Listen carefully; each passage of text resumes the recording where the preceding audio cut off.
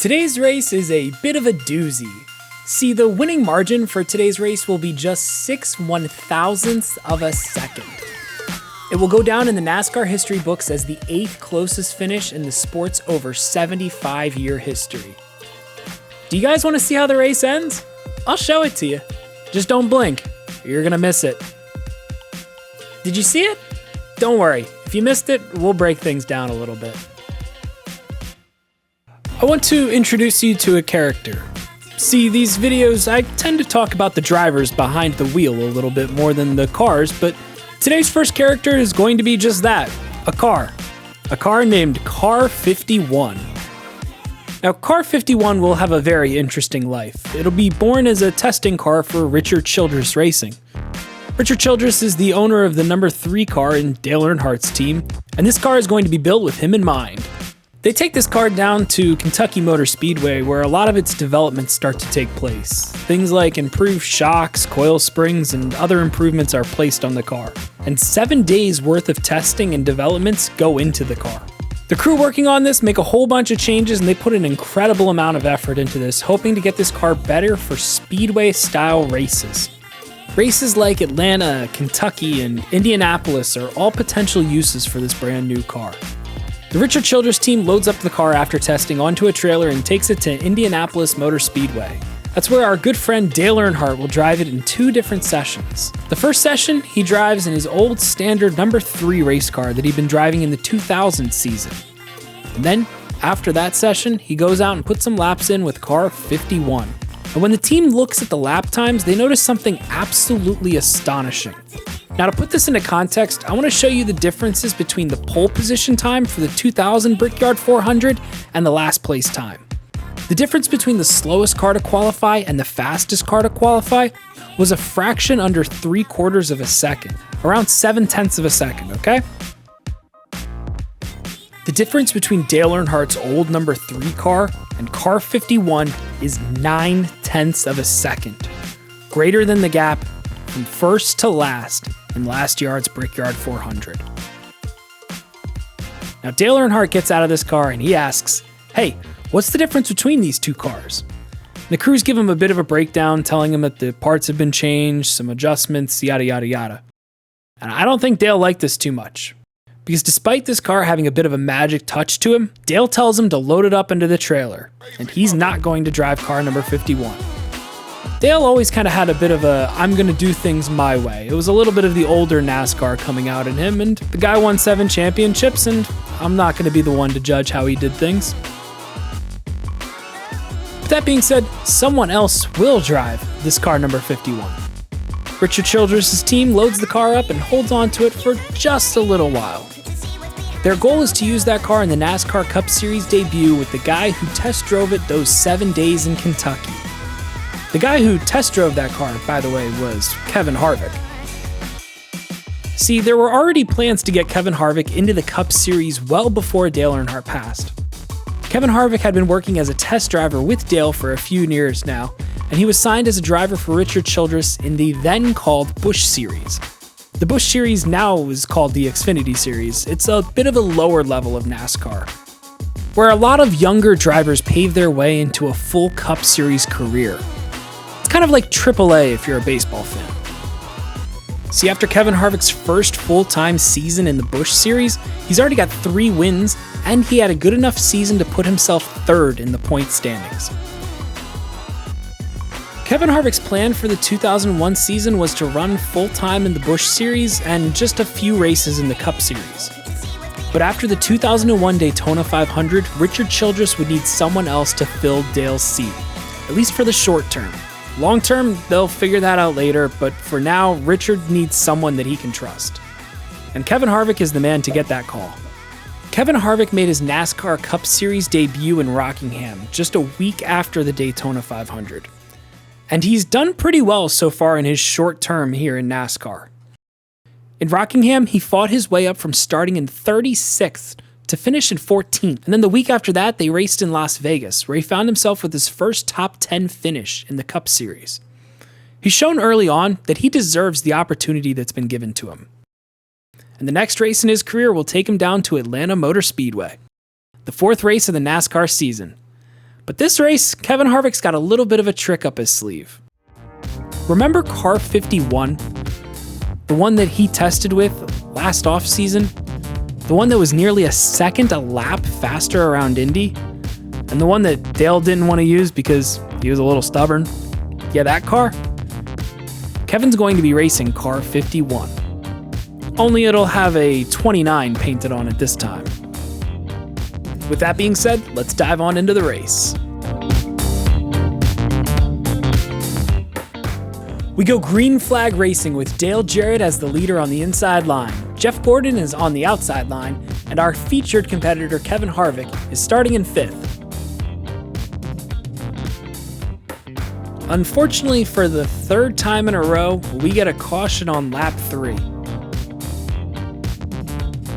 And I don't know if you've noticed or not, but we're coming up on lap 3. This is the 3rd lap. week in a row. Jerry Nadeau and Robert Presley spin through the infield grass as 7,000 black balloons are let into the air, 1,000 for each of Dale Earnhardt's 7 championships. Unfortunately, we won't be able to do that silent lap for Dale Earnhardt in the way we really wanted to yet again.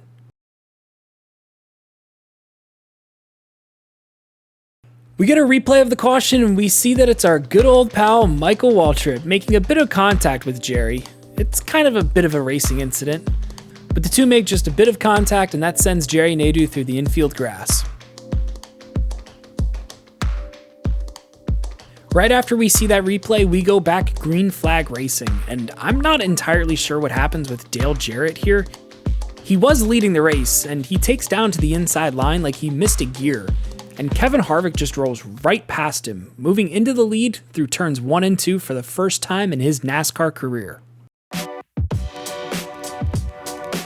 Kevin Harvick's first lead in the NASCAR Cup Series, though, will be short-lived. A few laps later, Kevin Harvick gets a little bit loose going through turns 1 and 2 and has to make a correction on the spot. And that's all that Jeff Gordon needs, as he's able to capitalize on the slight bobble from Kevin Harvick and move into the lead on lap 19. We'll keep our eye on Jeff Gordon throughout the duration of today's race, as he's got a pretty fast car today, and he'll be able to pull off to an early lead.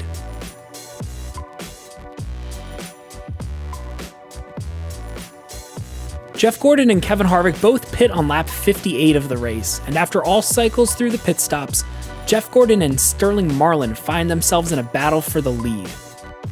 Sterling Marlin has been able to move up into this position because of his fast pit stop, and this graphic by the broadcast booth is amazing, and it shows how Sterling Marlin got this done. His crew was 2 seconds faster than Kevin Harvick's down pit lane, and that gave him a massive advantage.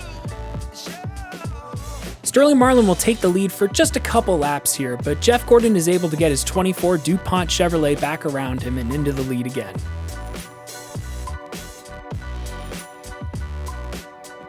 On lap 84, we get the second caution flag of the race. Another pal of ours, Steve Park, has had his engine go flat on him. See, these engines back in the day, they were just not as reliable as they are today, and we're going to see this a few times today. Sometimes these things just went kaput. Field stops under the caution flag for pit stops, and Jeff Gordon is able to retain his lead after his pit crew gives him a great stop. Kevin Harvick is able to gain a position and move up into second place. The green flag waves again, and Jeff Gordon holds on to the lead, but Dale Jarrett is right behind him and starting to close in on first place.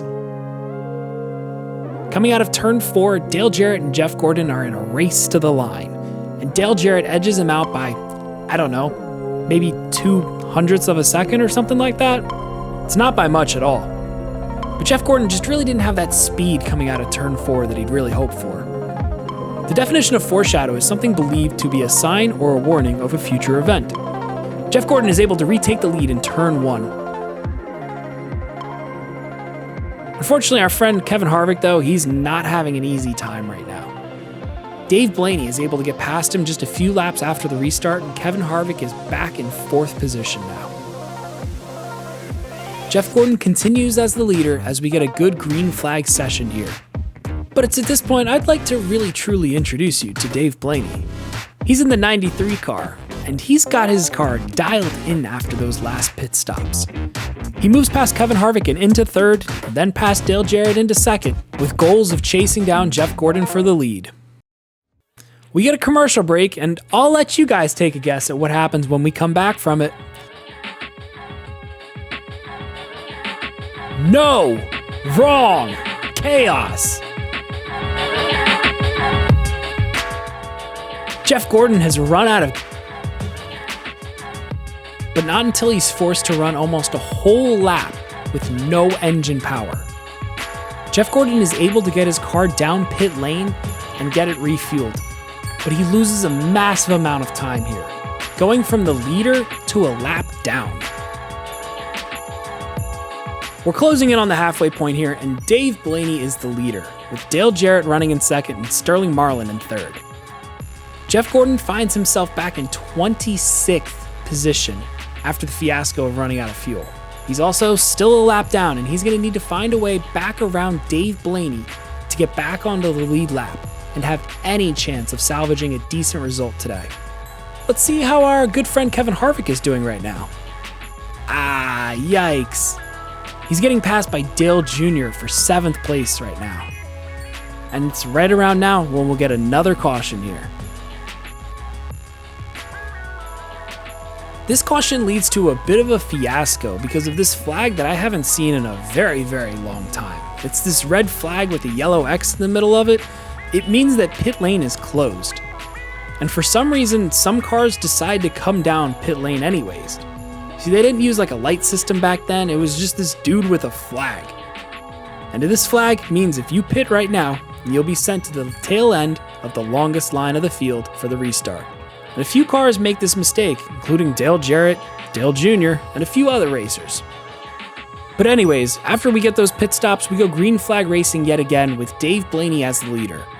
Remember Jeff Gordon? He was trapped a lap down, and NASCAR rules at the time had the lap down cars starting on the inside line, so he's right there next to the leader. And as he moves past Dave Blaney on the restart, he gains his lap back. He'll be hoping for a quick caution to be able to reset the field and bunch himself back up, but he doesn't get that, and Dave Blaney is able to put him down a lap again. Meanwhile, Kevin Harvick is in a battle of his own. Him and Johnny Benson both get really close coming out of turn 4, and the two battle it out for a few laps, with eventually Kevin Harvick getting the best of it. Dave Blaney holds on to the lead for the entirety of this green flag session, as we get a caution flag with 121 laps to go, as Todd Bodine spins in the infield grass. Everyone comes down pit lane for fresh tires and fuel. Kevin Harvick's crew gets him out with a great stop, getting him back into third. And as they restart, Dave Blaney is the leader yet again, and Jeff Gordon is again on the inside line, hoping to get that lead lap back. The two put on a good fight, but unfortunately for Jeff Gordon, he'll eventually get past yet again, losing his lead lap. Jerry Nadeau, who's quietly been sneaking his car up the field after spinning out on lap 3, has found himself in contention for the lead. And on lap 218, Dave Blaney's car gets loose into turns 1 and 2, and he reports back on his team radio that he's having some issues with the right side tires of his car. He falls off the pace massively, and Jerry Nadeau is able to capitalize on this, making his way around and into the lead for the first time today. A few more laps tick off the board, and unfortunately, despite that quick pit stop from his crew, Kevin Harvick is falling back through the top. Both Sterling Marlin and Dale Jarrett make their way around Kevin before we get the 5th caution flag of the race. Mark Martin's engine is the latest one to go kaboom and spill oil all out on the track. And here's where a key moment in the race plays out, and a good chance for us to show the differences between the old rules in NASCAR and the new ones. See, today, when NASCAR throws a yellow flag, they freeze the field immediately. And the position that you were in when the caution flag came out is the position that you're in, with the highest positioned lap down car able to get 1 lap back. This is how the rule is now. It used to be that everyone would just race back to the yellow flag, and your position didn't count until you got to the start-finish line. It was a bit unsafe to say the least. But that's how we get to this upcoming moment. See, Jerry Nadeau and Jeff Gordon are both Rick Hendrick-owned cars. And right before Jerry Nadeau crosses the line to take the yellow flag, he allows Jeff Gordon to zip past him.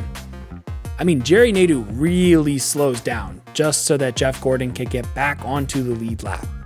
But finally, Jeff Gordon is able to get back on the lead lap and put himself into contention for a good result in today's race. After we get a round of pit stops, Dave Blaney has had his day go from bad to worse. His left rear wheel has decided he doesn't want to do any more work today, and it makes its bid for freedom.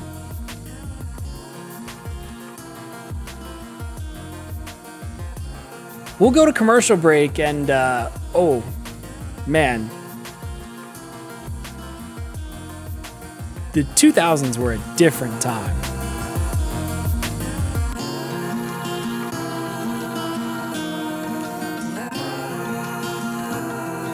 Anyways, we come back with the green flag flying in the air with 86 laps to go, and Dale Jarrett is the leader.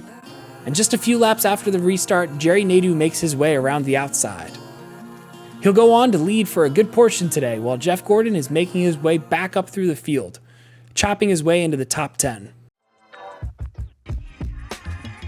But Dale Jarrett, he hasn't gone away quietly either, and as the run continues on, he gets closer and closer, chipping away at the lead that Jerry Nadeau has pulled away to. Dale Jarrett eventually makes the pass and retakes the lead.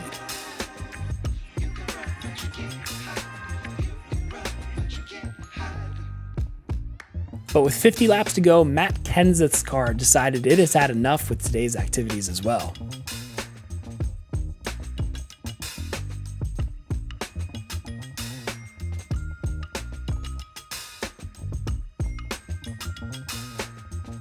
And that brings out a caution flag, and everyone comes down pit lane for fresh tires and the final refueling of the day. As the green flag waves, Dale Jarrett leads the field for the very first lap after the restart, but it's Jerry Nadeau who's able to move into the lead and pull away from the field. Our friend Kevin Harvick, though, he's turned things up to 11.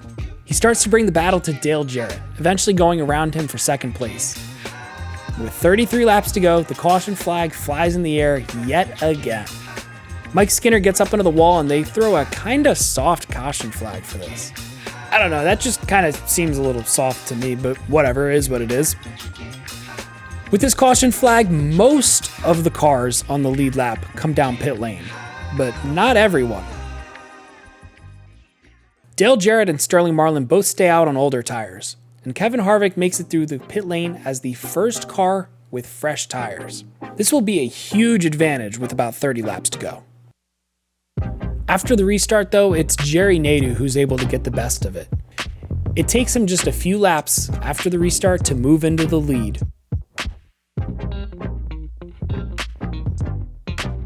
With 26 laps to go, Sterling Marlin is the next car to experience a mechanical breakdown. And it happens right in front of Jeff Gordon. And we'll get what will be the final caution flag of the day.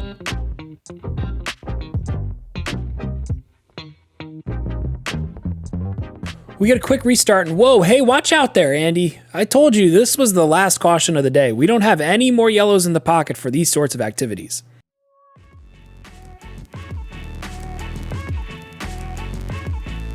The green flag stays out with Jerry Nadeau in the lead, Dale Jarrett holding on to the second with those old tires, and Kevin Harvick back in third. Jeff Gordon is making moves towards the front, and after being a lap down for a good portion of today's race, he's up into fifth. As we get closer and closer to 10 to go, the top 5 is just separated by a few car lengths. Any one of these 5 cars here could get the victory. With 7 to go, Kevin Harvick makes a move on the inside of Dale Jarrett, hoping to get into second. It doesn't work, and he'll have to regroup for another try. 6 to go, and the top 5 has gotten even closer. Dale Jarrett tries to make a move to get around Jerry Nadeau, and Kevin Harvick is able to take advantage. While the two are duking it out, Kevin Harvick makes a move down on the inside, making it 3 wide, and moving back into the lead of the race for the first time in nearly 300 laps. Dale Jr. has a right front tire go flat, and he'll have to come down pit lane to get a new one, and he's taken out of competition for the win.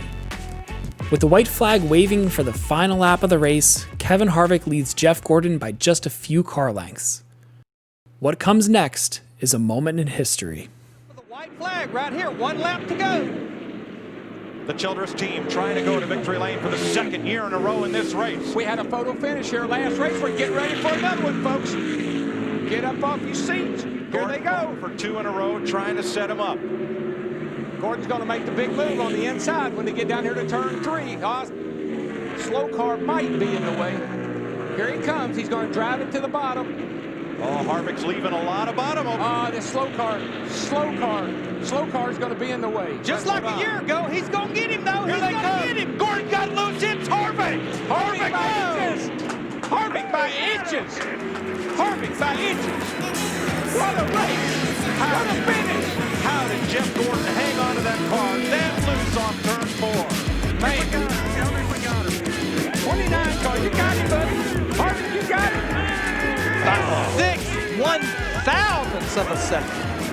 All right. Nice job.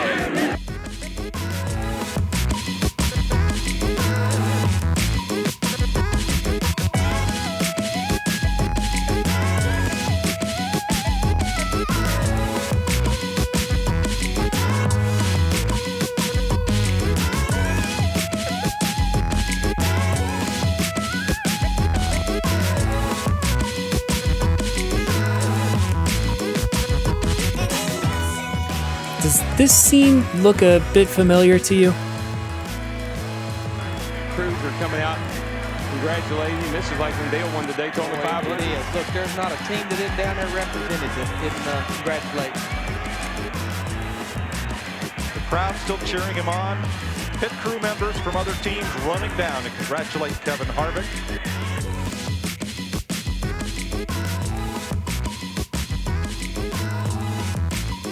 Something that I thought was really cool was that Richard Childress never had this car used in another race. They took this car and retired it on the spot. The next time this car would see a racetrack was 22 years later, when Kevin Harvick was racing his last race in Atlanta. Richard Childress brought the white 29 Chevrolet, and before the beginning of the race, the two drove side by side.